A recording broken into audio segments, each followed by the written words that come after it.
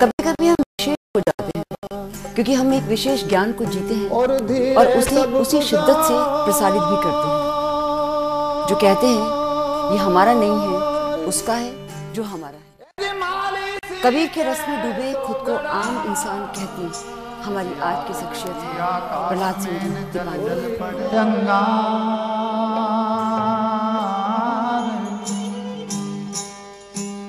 और संतन होते जगत में तो जग मरता संसार। मालवा बेल्ट के वरिष्ठ कलाकार जिन्होंने देश और विदेश में कबीर की साखियों को गाया और साथ ही जिया भी। वे क्षेत्रीय लहजे में कबीर को गाते हैं। मालवा क्षेत्र के कबीर पंथ के तिपानिया जी मठाधीश भी हैं। धीरे धीरे रे मना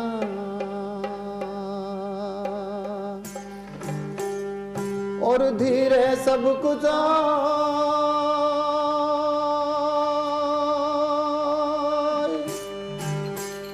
माली सीते सो घड़ा और ऋतु आवे फल। भजन तो उनने कह दिया कोई सुनता है गुरु ज्ञानी, तो वैसे तो गगन में भी आवाज होती है, परंतु रूहानियत और आध्यात्मिक दृष्टिकोण से हर इंसान का गगन ये है और इसमें भी हर इंसान के अंदर एक झीणी सी आवाज सबके अंदर होती है, अखंड रूप से होती है। और धीरे सब कुछ हो माली सींचे सो घड़ा, हाँ और ऋतु आवे फल हो। ओहम सोहम बाजार बाजे त्रिकुटी शब्द निशानी, हाँ रे अरे इंगला रे पिंगला सुक्ष्म जोया, इंगला रे पिंगला सुषमा जोया। अरे श्वेत ध्वजा फहरानी गगन में आवाज होवे झीणा झीणा, हाँ रे।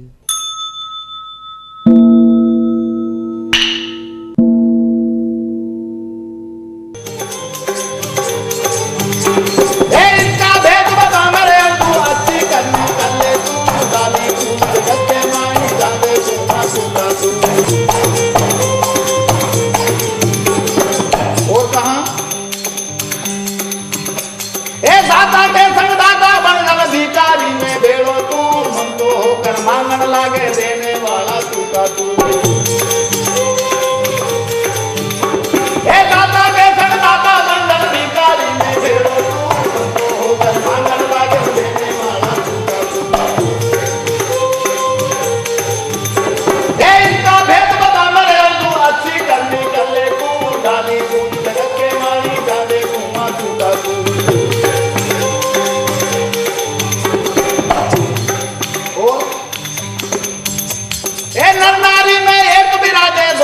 में जिसे क्यों बालक होकर रोवन लागे राखन वाला तू का तू। हे नरनारी में एक विराजन दो दुनिया में जिसे क्यों बालक होकर रोवन लागे राखन वाला तू का तू। कबीर सिस्टर कबीर दरअसल मैं चूँकि शिक्षक हूँ अभी भी, और मैं उज्जैन जिले के एक गाँव है सुमरा खेड़ा, वहाँ के मिडिल स्कूल में पढ़ाता हूँ बालकों को। और जिस समय पर मैं पढ़ता था उस समय पर मैंने कबीर को 10 नंबर के लिए पढ़ा था, क्योंकि वो साखी है 5-7 साखियाँ आती है, उनको याद कर लो तो 10 नंबर आ जाएंगे, उस दृष्टिकोण से पढ़ा। मेरे जीवन में कबीर जो मैं एक साज बजाता हूँ तंबूरा, जो मूलतः राजस्थान का है, वो पहले एक तारे से गाते थे, तो उस तंबूर की वजह से ही मैं कबीर से जुड़ा, क्योंकि तंबूर की आवाज़ इतनी सुंदर और इतनी सुरीली थी।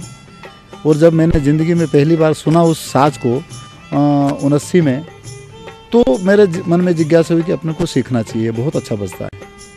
वो क्या था उस समय तक तो नाम भी याद नहीं था, कितना भारी होगा ये भी मालूम नहीं था, क्योंकि वो ऐसा रहता है। तो हमने सोचा कि बड़ा होगा, तो हमने उस दिन मैं जिस स्कूल में पढ़ाता था पहले, काठबड़ौदा करके गांव है मिडिल स्कूल, उसमें मैं पढ़ाया लगभग 18-20 साल तक। और फिर उसके बाद में ये जो कार्यक्रम हुआ था 79 में, एक पास में गांव था वहाँ पर हुआ, तो पूर्णिमा के दिन तो हमको बुलाया था, तो हम चले गए। तो मैंने साज पहली बार वहाँ देखा, वो और फिर वो उनका कार्यक्रम ख़त्म हो गया। उसके बाद हमने उसको उठा करके देखा और इस तरह से फिर ऐसी जिज्ञासा हुई कि इसको सीखना चाहिए। फिर हमने उनसे बोला कि भाई हमको यार इसको सिखाओ। तो बोले कि साहब आप तो यहीं आ जाओ, क्योंकि तंबूर वहाँ था। फिर मैं उस गांव में रहने चला गया। पढ़ाता तो वहीं था, परंतु मैं वहाँ रहा लगभग 8-9 साल।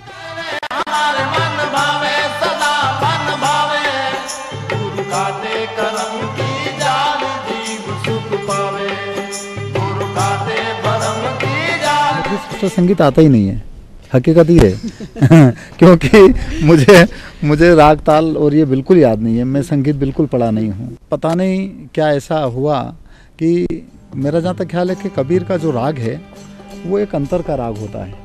ए जी वस्तु कहाँ ढूंढे कहाँ, और कहीं विधि आवे हाथ,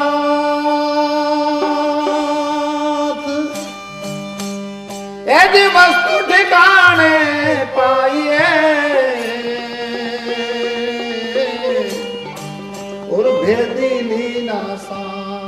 अभी तक देश और विदेश में कबीर की साखियां और भजन गाते प्रहलाद जी मानते हैं कबीर तो प्रत्यानुभूति है। उनके गांव में कबीर जन जन की जुबान होगा, मेरा ऐसा सोच है। क्योंकि मैं भी शिक्षक हूँ तो मुझे याद, तो हमने पहले उनसे बात करी और जब मैंने उनको इस तरह से गा करके और इस तरह से वो बात करी तो वो इतने प्रभावित हुए कि ये ज़रूर होना चाहिए। उनके भजनों को मैंने प्रैक्टिकली देखा।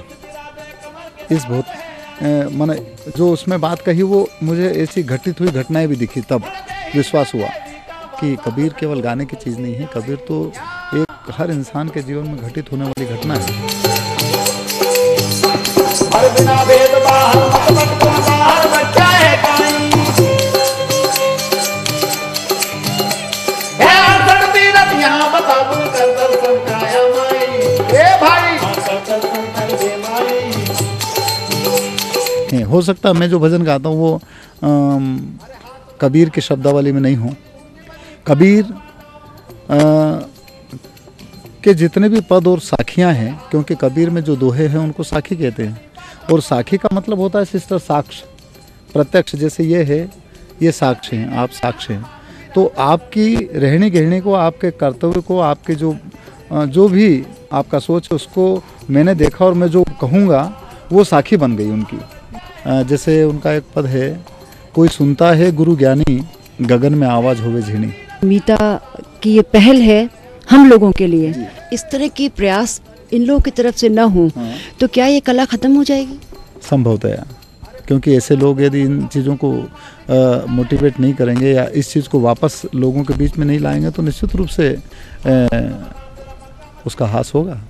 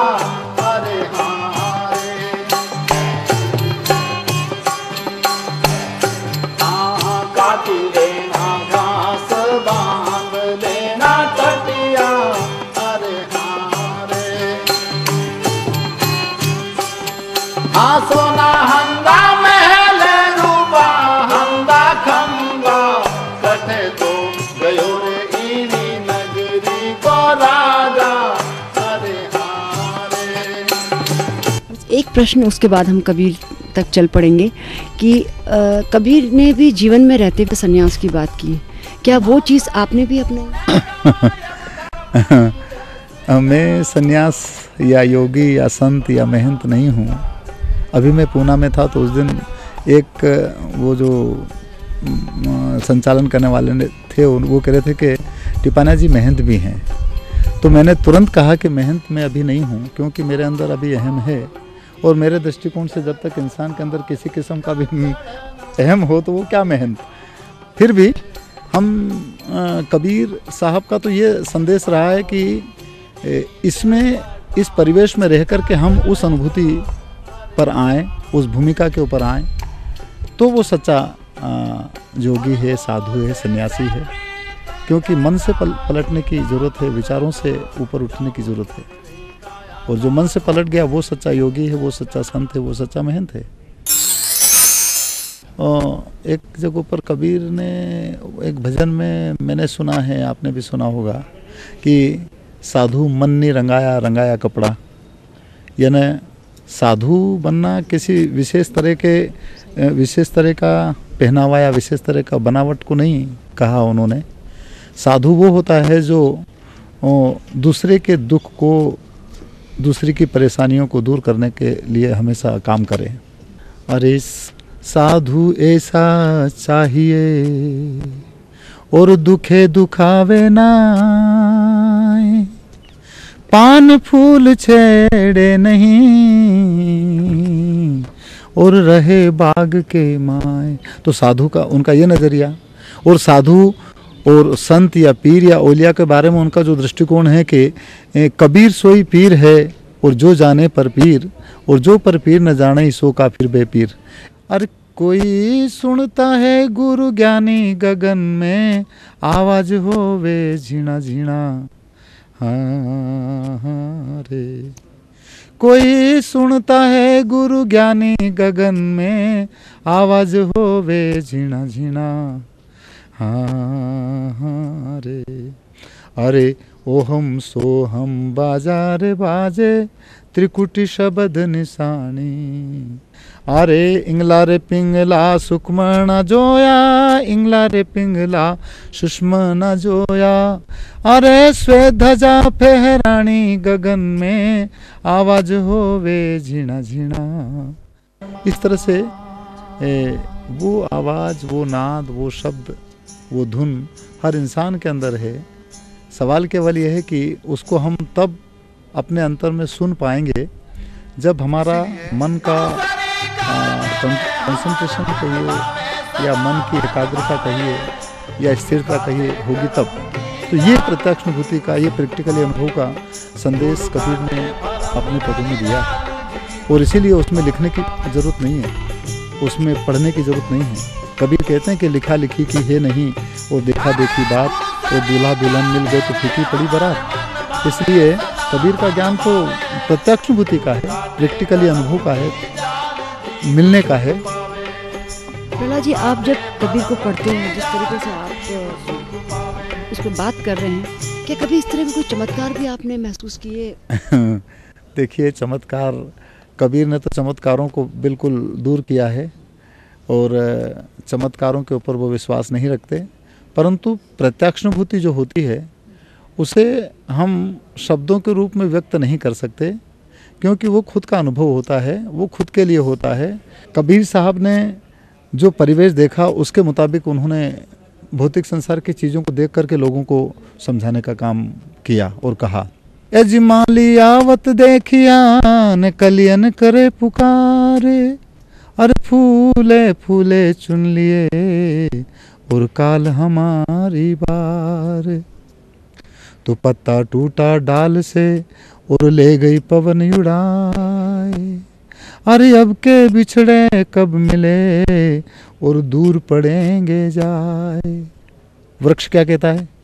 ए जो वृक्ष बोला पात से, न सुनो पात मेरी बात, इस घर की रीति यही, एक यावत एक जात। जो मेरा जहाँ तक ख्याल है कि अभी 600-700 साल तक वो पूरी तरह से गाँवों में लोग सहजता से इन चीज़ों को अच्छी तरह से जानते हैं, क्योंकि मेरा जहाँ तक ख्याल है कि वो उस चीज़ को जीते भी हैं कुछ अंशों में। तो आपके गांव में भी इस तरह के दृश्य थे कि लोग आम? हाँ, पुराने जो सहज तरीके से अपने जीवन व्यतीत करने वाले लोग, उनको भी कबीर के पद और कबीर के इस तरह के दोहे और साखियाँ उनको याद है। वो समय आने पर कहते थे कि देखो ऐसा नहीं करना चाहिए। कबीर साहब ने यूँ क्यों कि इसीलिए तो कबीर ने कहा है एक जगह पर कि कहता तो बहुत मिला और गहता मिला न कोई, और कहते को गहता मिले तो सतगुरु से मिला हुई। एक कबीर का बहुत मशहूर मेरे जीवन में पद वो आया, और वो इसलिए आया क्योंकि कबीर की मार्फत वो गाड़ी का जो भजन है वो सब हमेशा जहाँ जाते हैं वहाँ ज़रूर उसको सुनते हैं, और वो नहीं गाओ तो भी कि साहब वो सुना दो। तो वो आप भी अपनी गाड़ी को रवाना करें, हम भी अपनी गाड़ी को रवाना करें। भजन इस तरह का है। अरे धीरे धीरे रे मना और धीरे सब कुछ हो, माली सींचे सो घड़ा, हाँ और ऋतु आवे फल हो, एक ही साधे सब सधे और सब साधे इक जाए, माली सींचे मूल को हो तो फूले फले अगाए। भजन।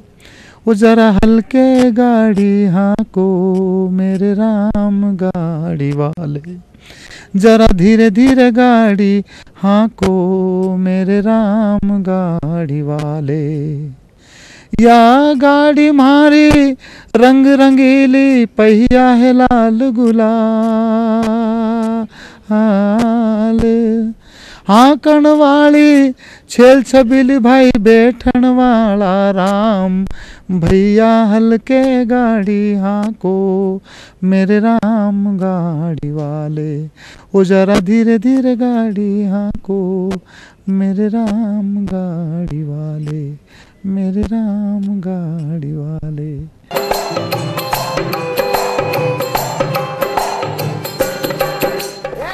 तिपानिया जी कहाँ से आए और क्या कर रहे हैं, आज इस कार्यक्रम में जानना गौण हो गया, क्योंकि उनके ठेठ उच्चारण और शुद्ध स्वर बंद आंखों में जैसे मीर भर कबीर को घट घट में बसाने की अकूट प्यास ही है प्रहलाद सिंह जी तिपानिया।